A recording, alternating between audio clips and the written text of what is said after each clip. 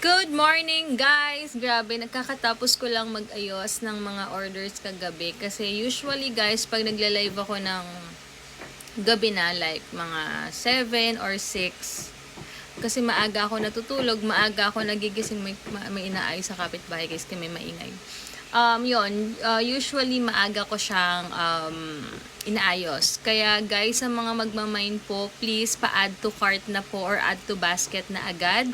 Or ilista nyo po lahat ng namay nyo. Kasi kung hindi po, tomorrow pa po ako makakapag-invoice. Kasi pinaprioritize ko na po ang aking health, guys, kasi last time hindi maganda yung habit ko na 12 na ako natatapos, 1, tapos gigising ako ng 6 o'clock.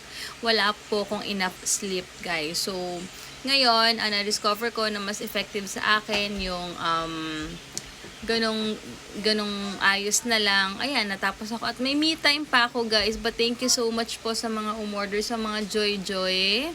Sa mga Joy-Joy miners, okay lang po yan. Okay lang yan kasi madali. Ako walang problema sa akin may mga Joy-Joy na yan kasi nare-relive ko naman siya agad-agad. Ang sa akin lang, wag lang po sana yung maramdaman yung ginagawa nyo kapag nang-trip kayo. Like, if ever gusto nyo mag-business, wala kayong karapatan magalit sa mga nagjo-joy-joy din kasi gawain nyo rin yan, guys. Diba? Yun lang naman yun. Huwag tayong magalit sa mga taong ginagawa natin. Kasi, hindi man ngayon, babalik talaga yung ginagawa. Hindi ko kayo tinatrat, guys. Pero totoo yan.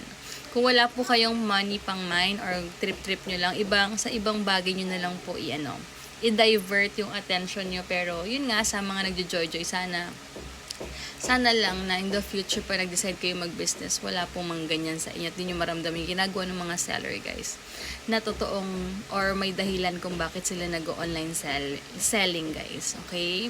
Yun lang naman. So, yun lang, guys. And mamaya baka mag-live din ako ng mga sandals. Thank you rin so much sa mga umu-order po ng sandals.